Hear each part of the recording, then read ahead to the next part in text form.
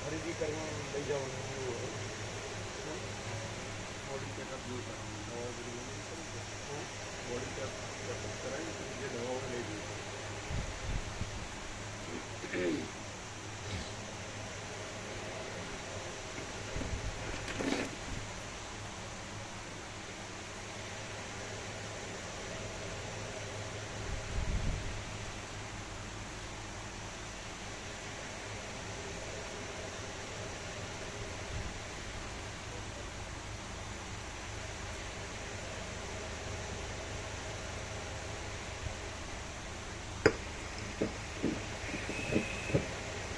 ઓમ ઓમ બરાબર છે.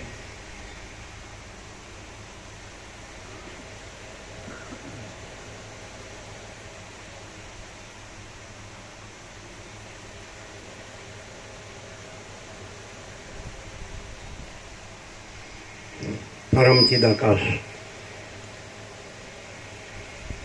પરમ જ્યોતિ, અખંડ જ્યોતિ, અનંત, પૂર્ણ, પરમ ચિદાકાશ, પરમ શાંતિ, स्वयं सिद्ध, स्वयं प्रकाश, स्वयं पूर्ण, स्वस्वरूप, यही सब कुछ है, इसके सिवा कुछ नहीं है.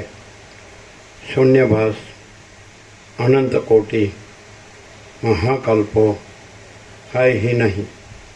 वशिष्ठ राम वैराग्य प्रकरण राउंड 38मो, राउंड 39मो राउंड.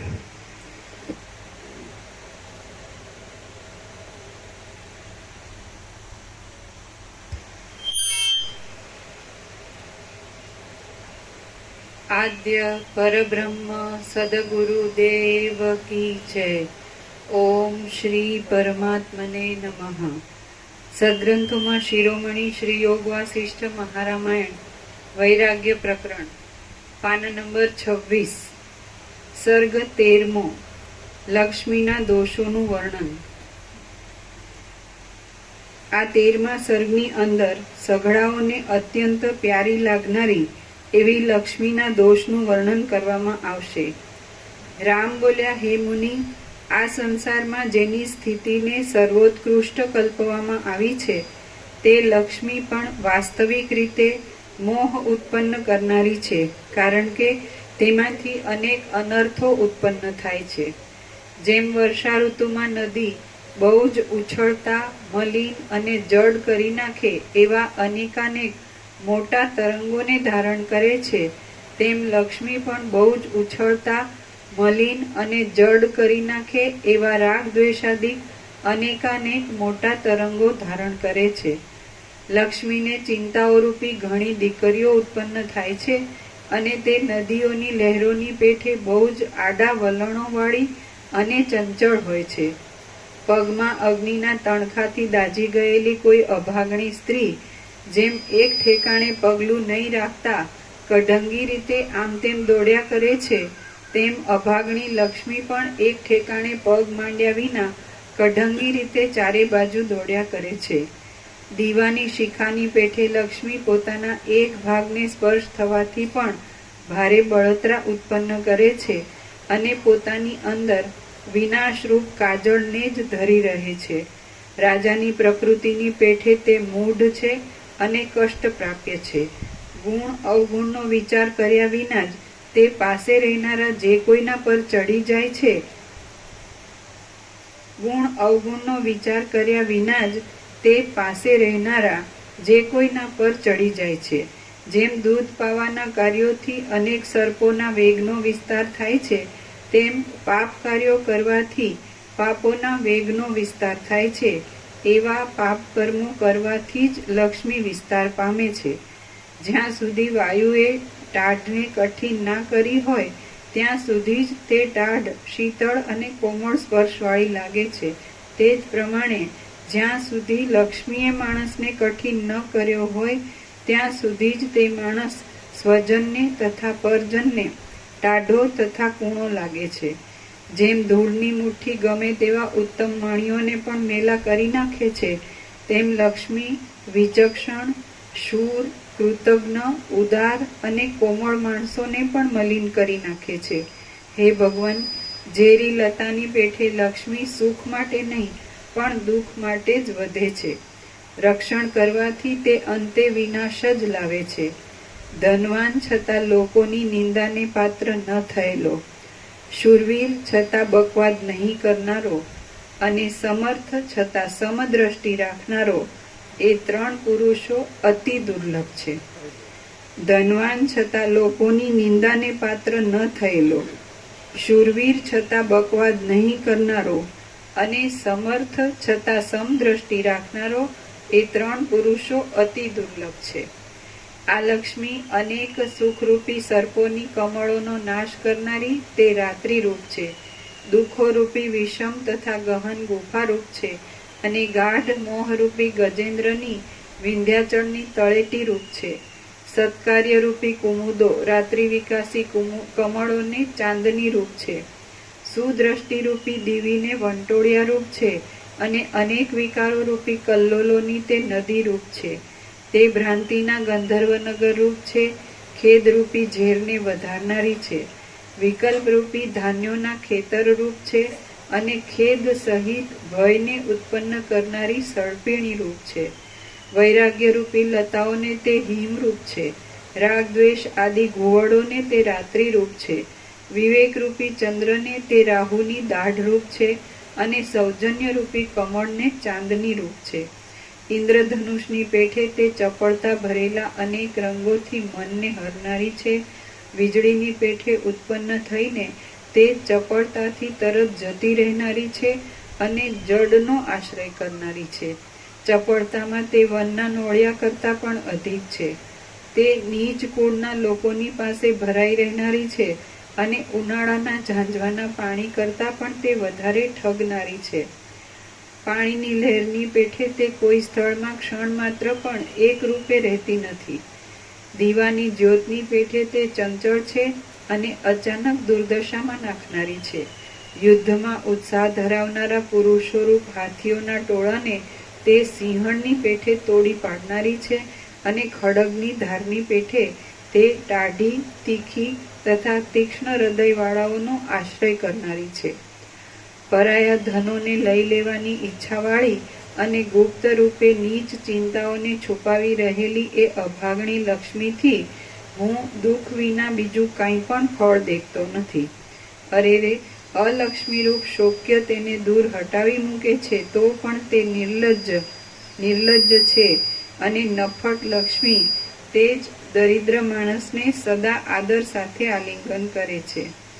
કોઈ આડમાં ઉત્પન્ન થયેલી અને અનેક સર્પોના શરીરોથી વીંટાયેલી ફૂલવેલની પેઠે એ લક્ષ્મી ઉપરથી મનોહર હોવાને લીધે ચિત્તની વૃત્તિને ખેંચે છે, સાહસથી મળે એવી છે અને ક્ષણભંગુર છે. શ્રી યોગ વાસિષ્ઠ મહારામાયણમાં વૈરાગ્ય પ્રકરણનો લક્ષ્મી નિરાકરણ નામનો સર્ગ 13મો સમાપ્ત. સર્ગ 14મો મૂર્ખના જીવિતની નિંદા. આ 14મા સર્ગમાં મૂર્ખનું જીવિત, યૌવન તથા આયુષ્ય કે જે વ્યાધિ, રોગ તથા જરાથી ઘેરાયેલું અને કામ આદિએ મલિન કરેલું હોય છે તેની નિંદા કરવામાં આવશે. રામ બોલ્યા, હે મુનિ, આવરદાતો પાંદડાના ખૂણાની અણી પર લટકી રહેલા એક જળબિંદુ જેવો ક્ષણભંગુર છે. ઘેલાની પેઠે તે સમય વગર જ બિચારા શરીરને છોડીને ચાલતો થાય છે.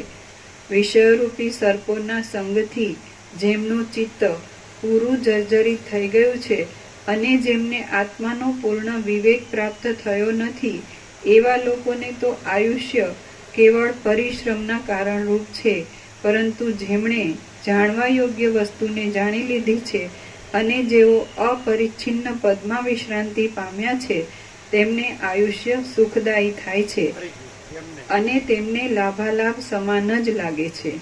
પરંતુ જેમણે જાણવા યોગ્ય વસ્તુને જાણી લીધી છે અને જેઓ અપરિચ્છિન્ન પદમાં વિશ્રાંતિ પામ્યા છે તેમને આયુષ્ય સુખદાયી થાય છે અને તેમને લાભાલાભ સમાન જ લાગે છે. હે મુનિ, દેહાદિક આત્મા છે એવો અમે નિશ્ચય કરી બેઠા છીએ. તેથી સંસારરૂપી વાદળની વીજળીના સમૂહરૂપ આયુષ્યમાં અમને સુખ મળતું નથી.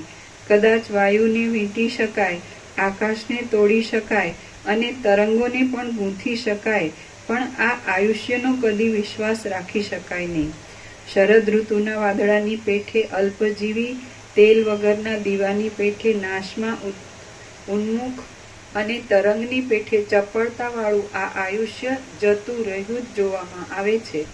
તરંગને, પ્રતિબિંબના ચંદ્રને, વીજળીના સમૂહને અને આકાશના કમળને કદી પકડી રાખવાની આશા રાખી શકું, પણ આ અસ્થિર આયુષ્યને પકડી રાખવાની આશા તો હું કદી રાખી શકું નહીં. તૃષ્ણાતુર મૂઢ માણસો વ્યર્થ આયુષ્યને લાંબુ કરવા ઈચ્છે છે. ખચરી જેમ ગર્ભ ધારણ કરીને દુઃખને નોતરે છે, તેમ એ મનુષ્ય પણ એ ઈચ્છા કરીને દુઃખને જ બોલાવે છે. થોડું ઊંચું માઇક. હું આગળ રહેવું છું.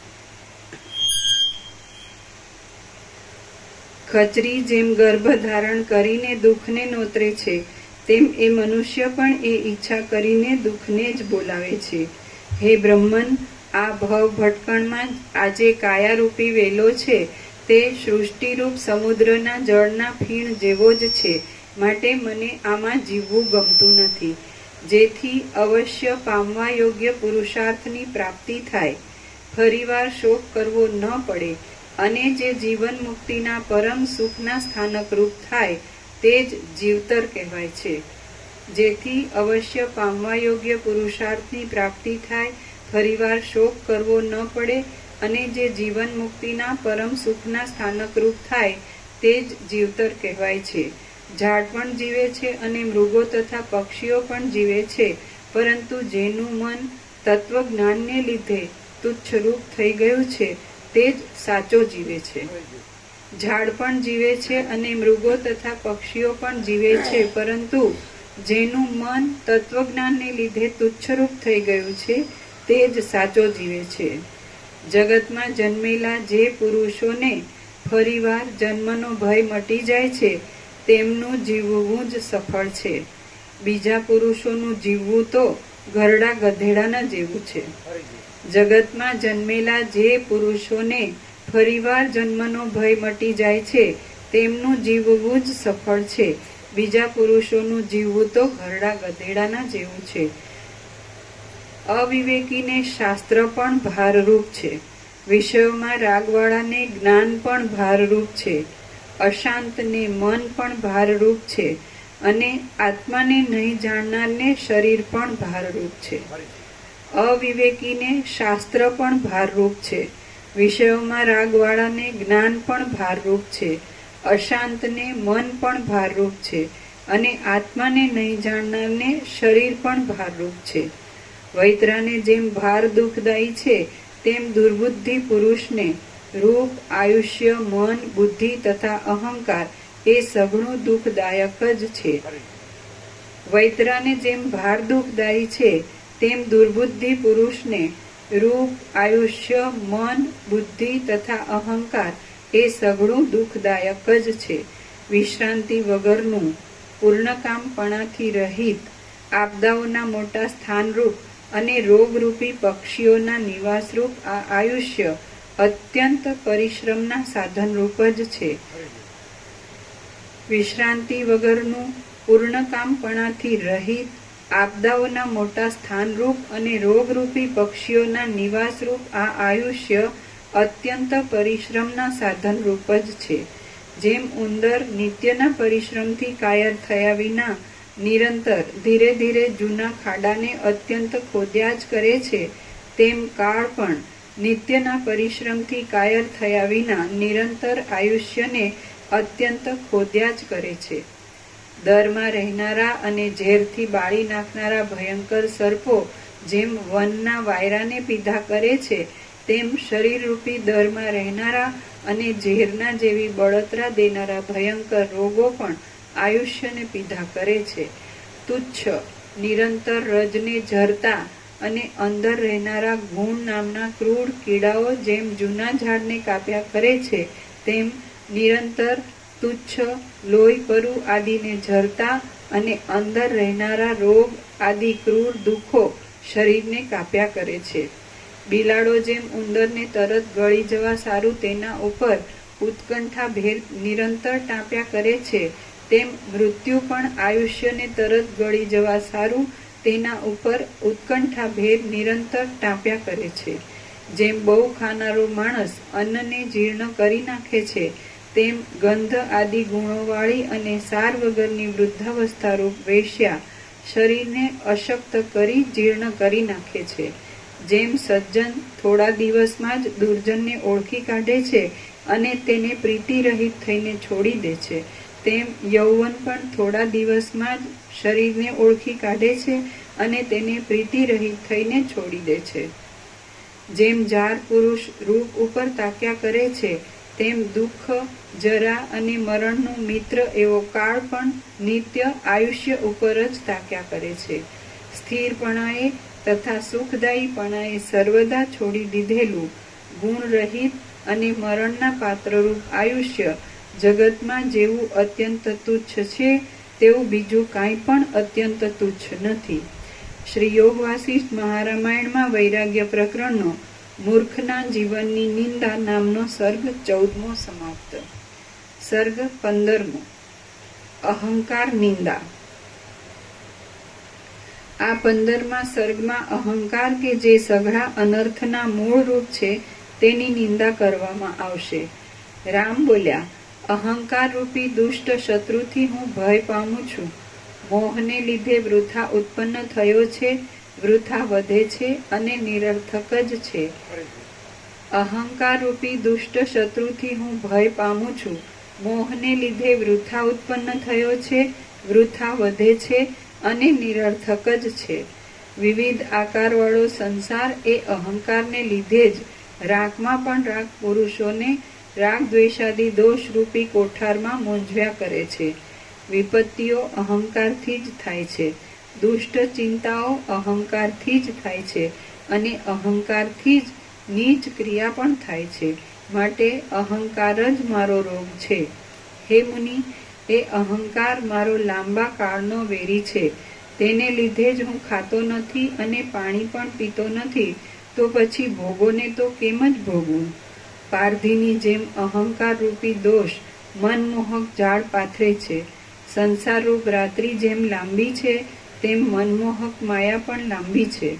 જેમ પર્વત ઉપર લાંબા, વિષમ અને મોટા ખેરના ઝાડો ઉગે છે, તેમ એ અહંકારથી જ લાંબા, વિષમ અને મોટા એવા જે તે દુઃખો ઉત્પન્ન થાય છે. શાંતિરૂપી ચંદ્રને અહંકાર રાહુના મુખરૂપ છે.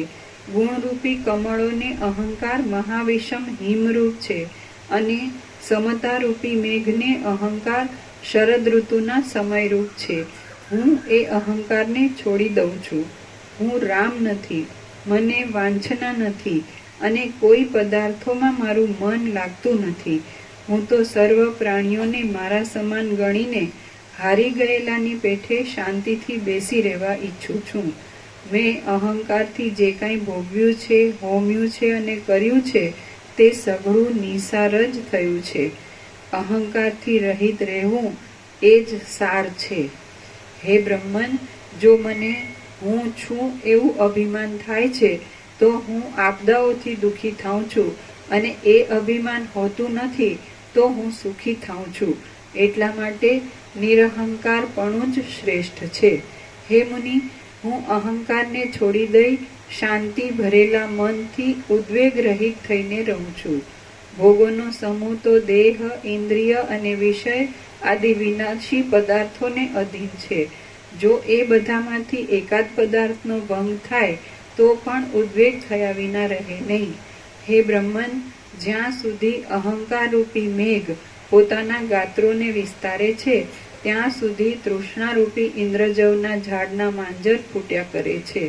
અહંકારરૂપી મેઘ શાંત થાય છે, ત્યારે તૃષ્ણારૂપી નવીન વિદ્યુલ્લતા બુઝાઈ ગયેલા દીવાની જ્યોતની જેમ તરત જ ક્યાંય સરી જાય છે.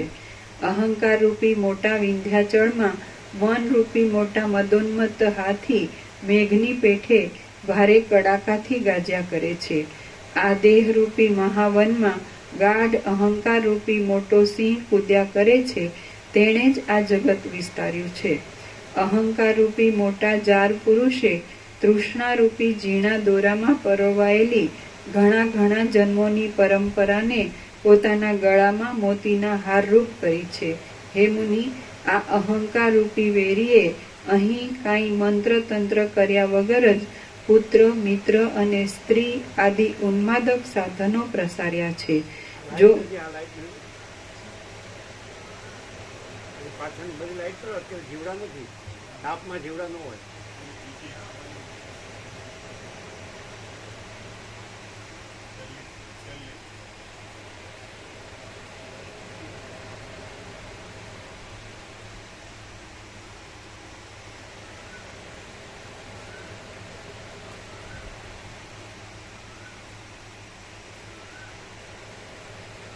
જો અહંકાર ટળી જાય છે તો ઉપર કહેલી સઘળી દુષ્ટ પીડાઓ પણ તરત આપોઆપ જ ટળી જાય છે. જો અહંકાર રૂપી મેઘ ધીરે ધીરે શાંત થાય છે તો મનરૂપી આકાશમાં રહેલી અને શાંતિને કાપી નાખનારી મોહરૂપી ઝાકળ ક્યાંય જતી રહે છે. આપણે મિથ્યા જ્ઞાનનો ભ્રમ થયો છે કે હું જન્મ્યો છું અને આ જગત છે. તો એ મિથ્યા જ્ઞાનનો ભ્રમ કાંઈ છે નહીં, હું ને જગત છે નહીં. અને ખરેખર તો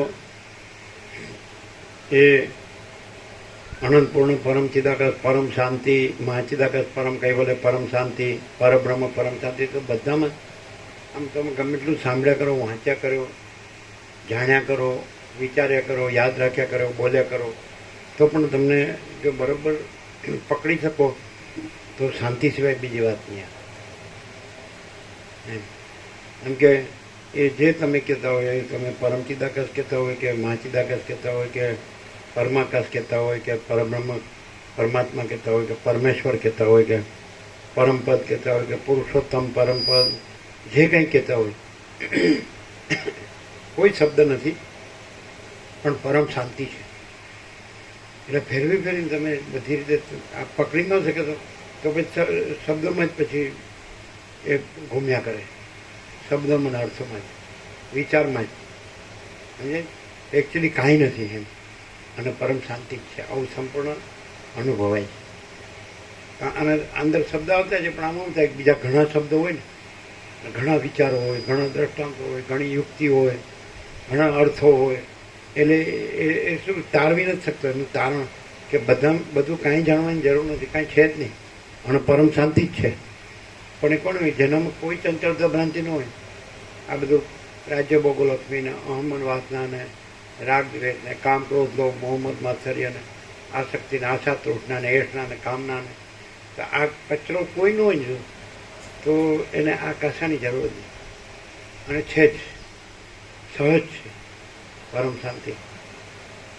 આ બધું છે ને જે એકચ્યુઅલી સંપૂર્ણ ભ્રાંતિ રહિત પરમ શાંતિ છે. અને એનું દ્રષ્ટાંત સાઉન્ડ સ્લીપ છે, ગાઢ નિદ્રા. એટલે જ્યારે અંદર કોઈ કચરો ન હોય, એમ કોઈ ચિંતા ન હોય, કલેશ ઉદ્વેગ ન હોય, કોઈ રાગદ્વેષ ન હોય, કોઈ ભેદાભેદ ન હોય, કોઈ વિચાર ન હોય, તર્કનો કાંઈ ન હોય, સંકલ્પ વિકલ્પ ન હોય, ઈચ્છા આશા તૃષ્ણા ન હોય, આમ અંદર વિવેક, સંતોષ, શાંતિ, સંતોષ ને શાંતિ હોય. અને એવી ગાઢ નિદ્રા હોય કે જેમાં કાંઈ ન હોય, હું ન હોય, જગત ન હોય. ત્યાં એ દ્રષ્ટાંતથી ખબર પડે છે કે ખરેખર કાંઈ નથી હોતું, અને પરમ શાંતિ તો છે જ. અને પરમ શાંતિ જ છે, અને બીજું પરમ શાંતિ છે એટલે જ બીજું કાંઈ નથી, અને બીજું કાંઈ નથી એટલે જ પરમ શાંતિ છે, વાઇસ વર્સા, જેમ લેવલ. એટલે આ જે ભ્રાંતિ થઈ છે એ થઈ જ નથી. એમ કે અનંત મહાસાગરનું જળ હાલે દુલે છે, એ ભ્રાંતિ થઈ જ નથી. હાલે દુલીને પછી ચક્રી તરંગ ફીણ પરપોટાની ભ્રાંતિ થાય છે, મહાસાગર જ છે. અને એ પરમ શાંતિ, સહજ નિર્વિકલ્પ, સ્વસંવેદ્ય, મહાચિદાકાશ, સ્વસંવેદ્ય, સહજ નિર્વિકલ્પ. તો એ પરમ શાંતિ, અનુભૂતિ પરમ શાંતિ. પછી અનુભૂતિ એ પણ ના લેવાય. બીજી વૃત્તિ, અનુભૂતિ, જ્ઞાન, એ પણ ના લેવાય. બોધ, એ પણ પરમ શાંતિ એટલે કેવળ પરમ શાંતિ.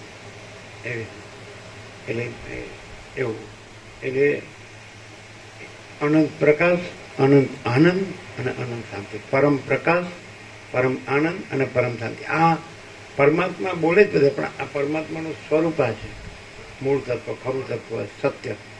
એટલે પરમાત્મા શું છે તો બધા કે બોલે બધું પરમાત્મા છે, પણ ભ્રાંતિમાં રહીને બોલે. એને પરમાત્મા ખરેખર દેખાતા નથી હોતા, જણાતા કે અનુભવાતા નથી હોતા. બધું પરમાત્મા જેવું નથી હોતું, ભ્રાંતિ જેવું હોય. અને પરમાત્મા બોલતે એણે સાંભળ્યું હોય, વાંચ્યું હોય, જાણ્યું હોય, વિચાર્યું હોય અને સમજ્યું હોય ને માન્યું હોય કે સર્વ પરમાત્મા છે, પણ એ ભ્રાંતિ રહીને સર્વ પરમાત્મા બોલતો હોય. અને જો એ પરમાત્મા પરમ શાંતિ છે તો પછી એના વિચારવાની શબ્દ જ નથી, પરપશ્ચનથી મધ્યમાં વિખરી નથી. એટલે બધામાં તમે જુઓ ને, આખું જો તમે સરળ શ્રવણ કરો ને તો બધું છે ને એ નથી ને શાંતિ જ છે, નથી ને શાંતિ જ છે, બીજું નથી ને શાંતિ જ છે, આવો અનુભવાય છે. 39મો રાઉન્ડ છે ને અખંડ યાદ છે. એટલે બીજું બધું છે તો એમાં કાંઈ જાણવા જેવું, સાંભળવા જેવું, યાદ રાખવા જેવું, બોલવા જેવું, સમજવા જેવું ને કાંઈ છે જ નહીં. એ બધી મગજમારી જ છે. અને જેને કોઈ મગજમારી ન હોય ને, કોઈ લફરું ન હોય, સમજે, કોઈ ગફરત ગરબડ ન હોય, જેનામાં કોઈ ભૂલ ભ્રમ ન હોય, કોઈ ભેદાભેદ ન હોય, કોઈ ચંચળતા ભ્રાંતિ ન હોય, તો એ જે હોય ને ત્યાં એ વસ્તુ રહેલી છે. એ નિરાવરણ, નિર્વિક્ષેપ ને નિર્મળ. ત્યાં આવરણ વિક્ષેપ મળની ભ્રાંતિ નથી.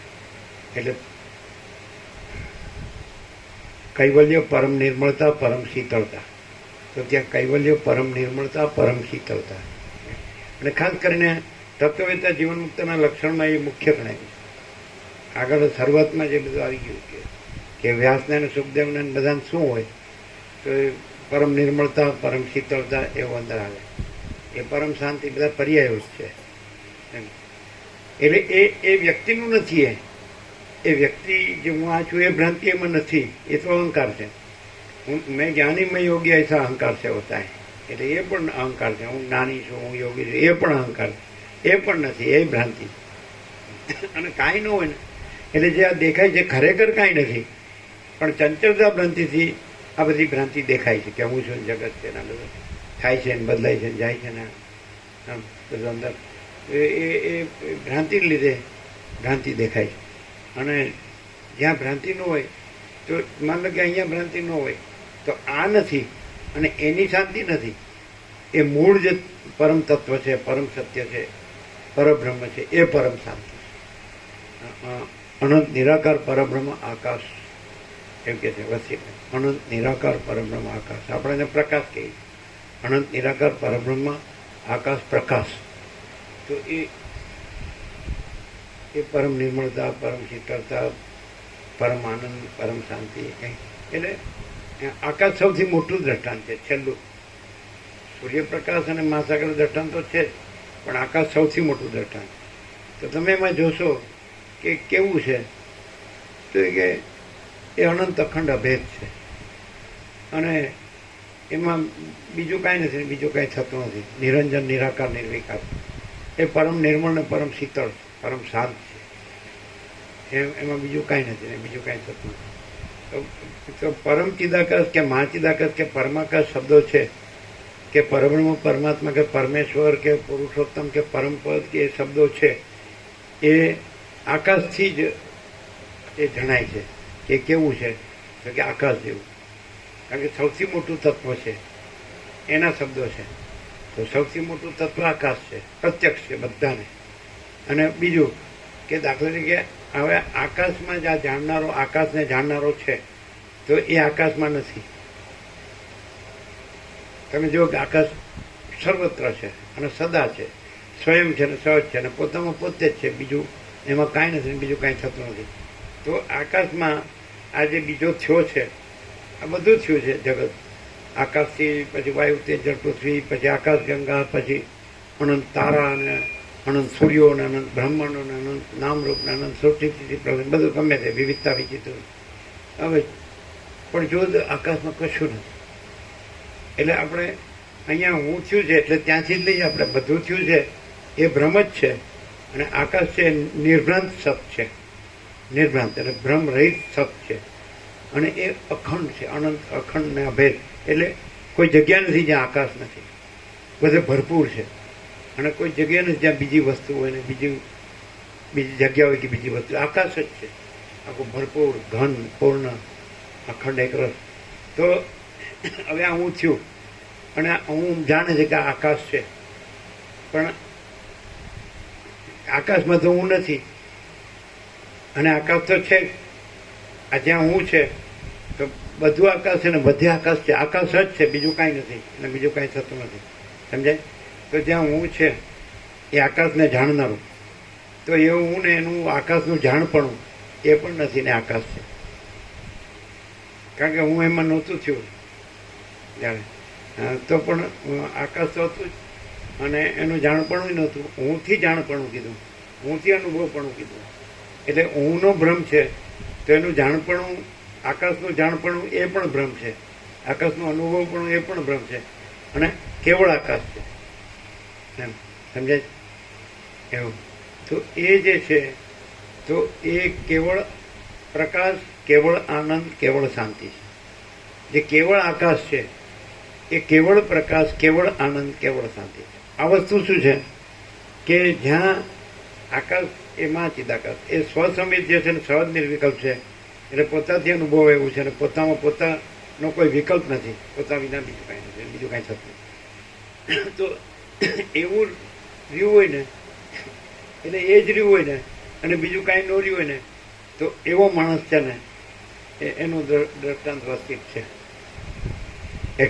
એકદમ એક્સેપ્શન એટલે અપવાદ છે, બીજું કોઈ આવું ન હોય. એટલે વસિત નથી બિલકુલ અને જગત નથી બિલકુલ, આમ બીજું કોઈ નથી, કાંઈ નથી, કાંઈ થતું નથી બિલકુલ. તો એ આકાશ પોતે જ છે. એટલે એ ચિદાકાશ, એ ચૈતન્ય પ્રકાશ રૂપી આકાશ. પણ એને સત ચૈતન્ય આનંદ ને બધા શબ્દો, પણ અમે જે નથી ત્યાં એને પરમ શાંતિ રૂપે અનુભવીએ છીએ. એટલે પરમ પ્રકાશ ને પરમ આનંદ ને પરમ શાંતિ એ ત્રણે સમાન વાચિક છે, પર્યાય સમાન વાચી. એટલે તમે પછી આ પરમ શાંતિ ઓલ ઇન્ક્લુઝિવ છે. એટલે પરમ શાંતિ કહીએ તો પરમ પ્રકાશ જુદો કેવો ન પડે, પરમ આનંદ જુદો કેવો ન પડે. એ પરમ શાંતિ છે એ જ પરમ પ્રકાશ છે અને એ જ પરમ આનંદ છે. આવો સંપૂર્ણ સ્વાનુભવ. આજે 39મો રાઉન્ડ છે, અખંડ છીએ. એટલે તો એ પ્રકાશ એવો પ્રકાશ છે, એ આકાશ એવું પ્રકાશ આકાશ છે. એના માટેનો વસિતમાં શબ્દ અને શાસ્ત્રોમાં ચિદાકાશ શબ્દ છે, એપ્રોપ્રિએટ જ છે. ચિદાકાશ ચૈતન્ય પ્રકાશ રૂપી આકાશ. પણ એ ચિદાકાશ શું છે અહીંયા આ કાંઈ નથી બીજું, તો એ પરમ શાંતિ છે. અમે જે માટે નીકળ્યા હતા કે આત્મા की सच्ची शांति के लिए क्या करना चाहिए, तो ये છે જ ये आत्मा क्यों અને सच्ची शांति क्यों करना बना नहीं है, એમ भ्रांति कुछ नहीं है અને परम शांति ही है. અથવા તો વાઇસ વર્સા, પરમ શાંતિ ही है અને ભ્રાંતિ है ही નહીં. આ ભ્રાંતિ કહેવાય, હું છું, જગત છે.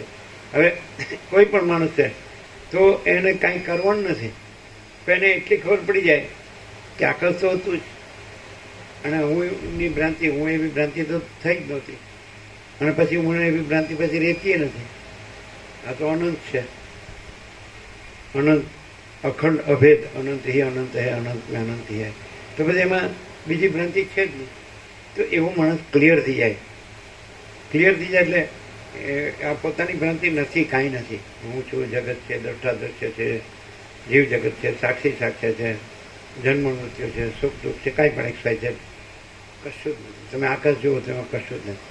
પણ એ આકાશ જોવું એ દ્રષ્ટા દર્શન દ્રશ્ય એ હુંનું છે અને એ હું નથી. એટલે એનું દ્રષ્ટા દર્શન દ્રશ્ય નથી. જ્ઞાતા જ્ઞાનને કરતા કર્મકરણ આ બધું નથી. એટલે આ ભૂત ભૌતિક સગડો આ બધું નથી. અને પરમાત્મા જ છે. એ આકાશને જ પરમાત્મા કીધા છે, એને જ પરબ્રહ્મ કીધા છે, એને જ પરમેશ્વર કીધા છે, પુરુષોત્તમ કીધા છે, પરમપદ કીધા છે, એને જ પૂર્ણ વિશ્રાંતિ કીધી. તો એ છે અને બીજું નથી. હવે આ નહીં દેખાય છે, નહીં હવે દેખાય છે એ તો પરિચ્છિન્ન છે અને એ તો અપરિચ્છિન્ન છે. હમણાં શબ્દ આવ્યો અપરિચ્છિન્ન પદ. તો એ જ આકાશ, પરમાકાશ, પરમ આકાશ, પરમાકાશ, આકાશથી પર પરમાકાશ. તો ત્યાં બીજું ન તદ્ભાસે તે સૂર્યો ન શશાંકો ન પાવક યદગત્વાન નિવર્તન તે તદ્ધામ પરમમાં મજા સૂર્યચંદ્ર અગ્નિ પ્રકાશના એ આભાસમાં આવે, અહીં આવે, અહીં હવે સ્વપ્નવત મૃતૃષ્ણના જલવત મિથ્યા નાશવંત અને અસત અસાને દુઃખ આમ એટલું આને એટલું બધું એ જે છે અપરિચ્છિન્ન પરમ પદ નિરંજન નિરાકાર નિર્વિકાર અનંત સંપૂર્ણ અનંત સર્વત એક જ અદ્વિતીય અનાદિ અનંત અનંત અખંડ ભેદ મહાતત્વ મહાસામાન્ય તુર્યાતી એમ કરીને અખંડ સચ્ચિદાનંદ એવી રીતે સમજાવવા કોશિશ કરી છે. પણ જો એમાં એ ઉગે ક્યારે ફળીભૂત ક્યારે થાય કે એ પરમ શાંતિ રહે અને કોઈ ભ્રાંતિ ન રહે તો એ બહુ ફળીભૂત થાય. અને જો ભ્રાંતિ રાખીને પછી સાંભળીએ તો એનો કોઈ મિનિંગ રહે. અમે કોઈ દિવસ કોઈ ભ્રાંતિ રાખી જ નથી. હું છું એવી ભ્રાંતિ રાખી નથી, આ જગત છે એવી ભ્રાંતિ રાખી કરી જ નથી ભ્રાંતિ. અને કોઈને પૂછ્યું નથી કે પરબ્રહ્મ એટલે પરમાત્મા શું છે કે ભ્રાંતિ શું છે કંઈ. પછી આપણે બધું આભાસ માત્ર તો બધું આવે ને કે બધા શાસ્ત્રોએ આવે ને બધા ગુરુએ આવે ને બધા ઉપદેશો આવે, પણ એ કાંઈ નથી. પરમ શાંતિ પોતે જ છે, પરમ શાંતિ પોતે જ છે. પછી તો શબ્દો એને વ્યક્ત કરે તો આભાસમાં વ્યક્ત કરે. ત્યાં પરમ શાંતિમાં તો એનું વ્યક્તવ્ય, એનું વ્યાખ્યાન કે પ્રવચન કે લેક્ચર કે જે કાંઈ કે એ અમે આવે જ નહીં. કોઈ ગાઢ નિદ્રામાં હોય તો પછી ગાઢ નિદ્રાનું લેક્ચર ન હોય એમાં, સમજે, પણ એ પરમ શાંતિ હોય. પણ ગાઢ નિદ્રા એ પરમ શાંતિમાં નથી.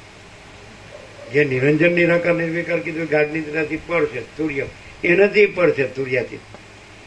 જે જાગ્રત સ્વપ્ન સુસુપ્તિનું જે સાક્ષી છે, જાગ્રત સ્વપ્ન સુસુપ્તિ રહી એ સૂર્ય, પણ જાગ્રત સ્વપ્ન સુસુપ્તિ ભ્રાંતિ નથી. એટલે પછી સાક્ષી પણ સૂર્ય ભ્રાંતિ પણ નથી. તો સૂર્યાથી તો ઓહો એ તો શું એટલે અનંત સ્વચ્છ મહાચિદાકાશ અનંત શાંતિ છે. અનંત સ્વચ્છ મહાચિદાકાશ અનંત સ્વચ્છ મહાચિદાકાશ અનંત શાંતિ છે. તો આ પછી આ ઉક્તિ નથી, આ વૃત્તિ નથી, આ શબ્દ નથી, વિચાર નથી. અને એ પોતામાં પોતે જ છે પોતામાં, એ બીજું નથી. સ્વસમિત એ સહજ નિર્વિકલ્પ તો એ અહીં છે. અનંત સ્વચ્છ મહાચિદાકાશ અનંત શાંતિ છે. આ નથી, કશું જ નથી. પછી આકાશ અહીંથી કહેવાય છે એને આકાશ, પણ આ નથી એટલે આકાશ નથી. આકાશ આરોપિત છે. આ જે હું છે એનું જે દ્રષ્ટા દર્શન દ્રશ્ય ત્રિપુટી આ તો જ્ઞાતા જ્ઞાન અનુભવી અનુભવ્ય જે કંઈ કરતા કર્મ, તો આની ત્રિપુટી નથી, આ નથી. એની ત્રિપુટીમાં એ જે પરમાકાશ છે એ આકાશ દેખાય છે. આ નથી, આ હું એની ત્રિપુટી નથી, સમજે, તો એ આકાશ નથી. અને અનંત એ પોતામાં શું છે તો કે આ વ્યક્તવ્ય નથી પણ છે. અનંત સ્વચ્છ મહાચિદાકાશ અનંત શાંતિ છે. એટલે એ ત્યાં રહેલું છે અને બીજું કાંઈ રહેલું નથી. અને પહેલેથી ઇન્નેટ છે. એટલે બીજું કાંઈ કરવા પણ કે જાણવા પણ કે અનુભવવા પણ કે મેળવવા પ્રાપ્ત કરવા પણ શું કે મથામણ નથી. એટલે કહેવામાં આવે છે કે કાંઈ કરવા પણ નથી, કારણ કે છે જ. કરવા પણ આવે તો કરતા કર્મ કરો તો પછી આ ઊનો ભ્રમ આવે, પછી જગતનો ભ્રમ આવે, અને પછી કરવાનો ને કંઈક કરીએ ને કંઈ સિદ્ધ કરીએ, કંઈક મેળવીએ કે ભોગવીએ કંઈક, સમજાય કશું નહીં. આ કોઈ એમ કે આ સાંભળવામાં કેમ એમ કે રુચિ થાય છે કે ગમે છે, ભાવે છે કે ફાવે છે, આનંદ આનંદ. બીજું કેમ નથી ગમતું? કારણ કે આની અંદર એ પરમ શાંતિ છે અને બીજું નથી, ભ્રાંતિ નથી. અને બીજામાં આપણે કેમ ન ગમે તો કે શાંતિનું તો નામ જ નહીં, ભ્રાંતિનું જ કામ. ભ્રાંતિ સિવાય બીજી વાત આમ તરત જ તમને શું કહેવાય લપટાવી નાખે. આ તમે કરો તમને આ રાજ્ય સત્તા મળે, આ તમે કરો તમને આ ભોગો મળે, આ તમે કરો તમને આ લક્ષ્મી મળે. લપટાવી નાખો ખબર પડે ને, લલચાવી નાખે ને, લલચાવી નાખે. તો એવું હોય બધું. આપણે બાળપણથી જોઈએ કે આ મારું બેટું બધું એની વાત કરી પછી લાવીને અહીં ભ્રાંતિમાં જ મૂકી દે અને આ ભ્રાંતિ કાંઈ નથી એમ કરી અને આપણને પરમ શાંતિમાં જ રાખે.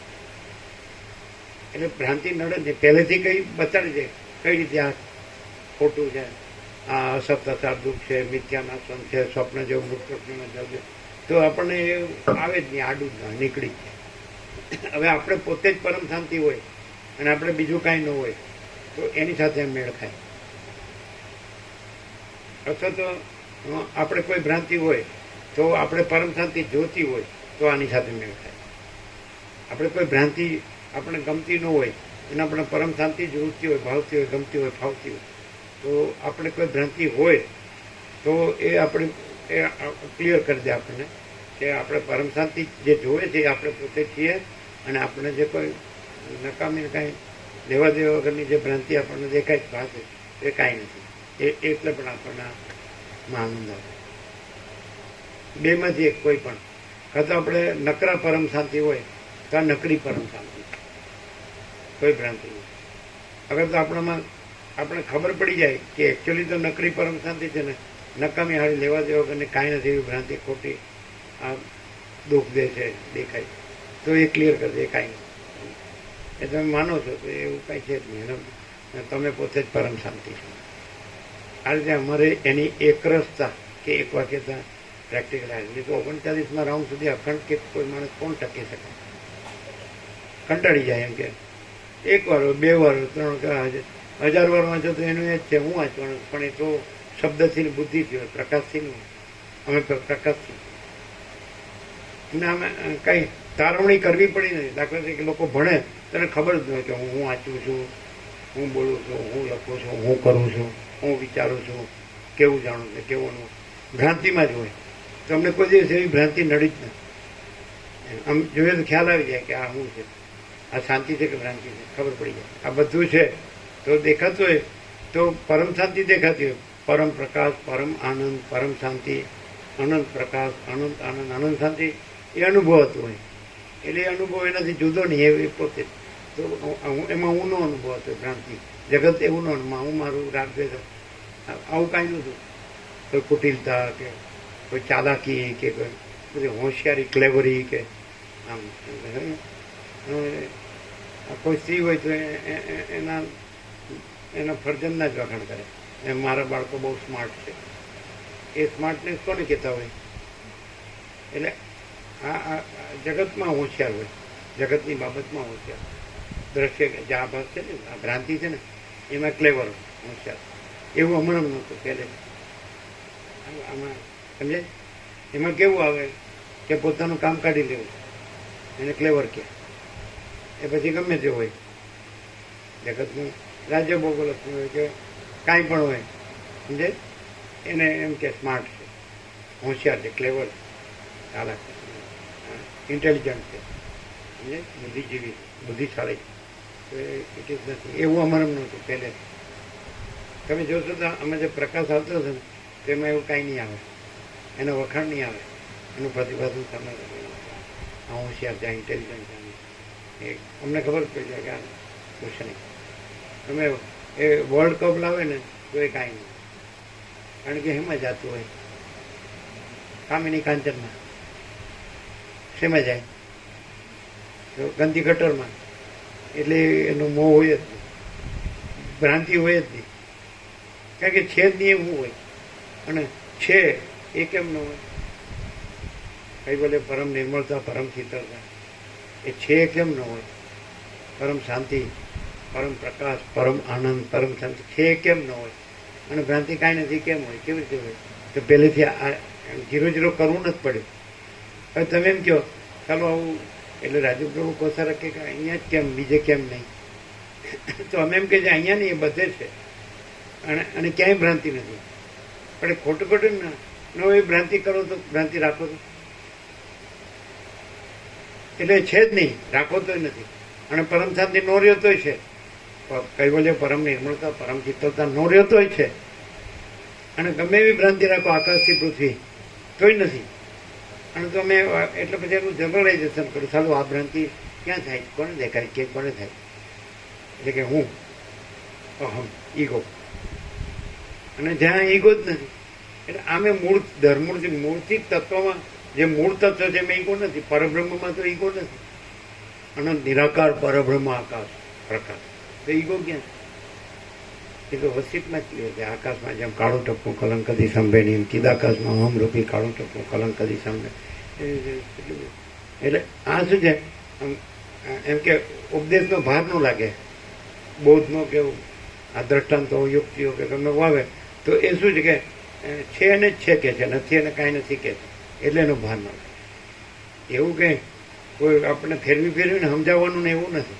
સીધે આપણામાં જેમ સીધે જ સીધું છે કે પરમ શાંતિ છે ને ભ્રાંતિ નથી, તો આમાં સીધે સીધું છે કે પરમ શાંતિ છે ને ભ્રાંતિ નથી. એની એક રસતા, એક વાક્યતા છે, એક રૂપતા એમ. એ તો જે બે હોય અને એની એક વાક્યતા ન હોય ને તો બેનો મેળ ટકે નહીં.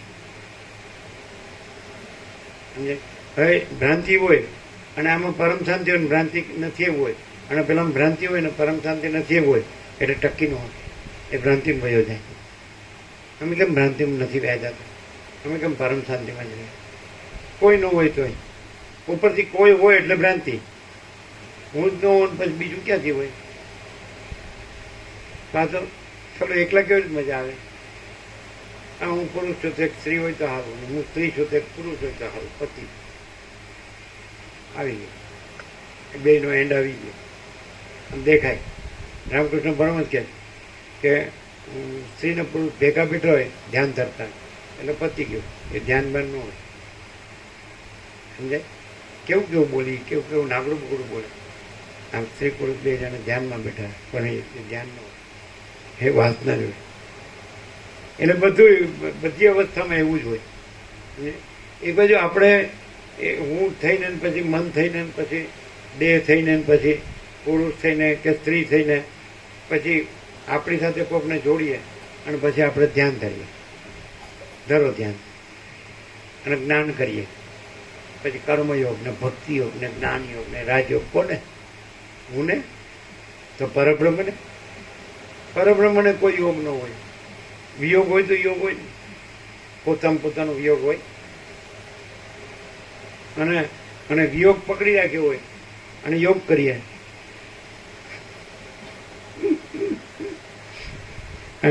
કદાચ અમને એવું થાય કે આ છે એકદમ સાચું અને અમે અનુભવીએ, તો કદાચ સામેના અમે એને નહીં અનુભવાતું હોય એવું અમને થાય, કારણ કે વિયોગ પકડી રાખ્યો હોય. વિયોગ એટલે સમજ્યા?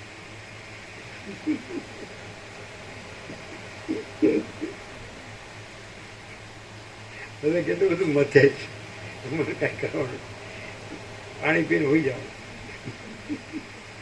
એમ એલાર્મ વાગે એટલે ઉઠવાનું. એમાં થોડું અમીંગ આવે, બરાબર મજા નથી આવતી. પેલું તો એ ક્લિયર હતું, અમે પોતે જ હતું ને એ હાવ કાઢ નાખ્યું, ડિલીટ થઈ ગયું, એટલે પાછું આવે ખરું તો સારું હારું એ જ રાખી દે, ડિલીટ નો જ થઈ ગયું. એ લઈ આવજો, મોબાઈલ લઈ આવજો. સમજાય જ ને? કેવું એક આમ નિત્ય નૂતન પ્રકાશ લાગે જ ને. કારણ કે આજે પરંપરાથી જે ગતાનુગતિક કિલ્લા ચાલુ ને ગાડરીઓ પ્રમાણે એમાંનું નથી. આમ પ્રકાશ જ પ્રકાશ છે, આનંદ જ આનંદ છે, શાંતિ જ શાંતિ છે. પણ નિરંજન નિરાકાર નિર્વિકાર અનંત અખંડ ભેદ અપરિચ્છિન્ન સૂર્યાતીત એક જ અદ્વિતીય અનાદિ અનંત મહાતત્વ મહાસામાન્ય કેવા એક્સપ્રેશન છે. આમ એના જ પરમ શાંતિના જ એક્સપ્રેશન, એટલે પરમ શાંતિ જ છે, કોઈ ભ્રાંતિ છે જ નહીં. એટલે પાછું બંધ કરજો.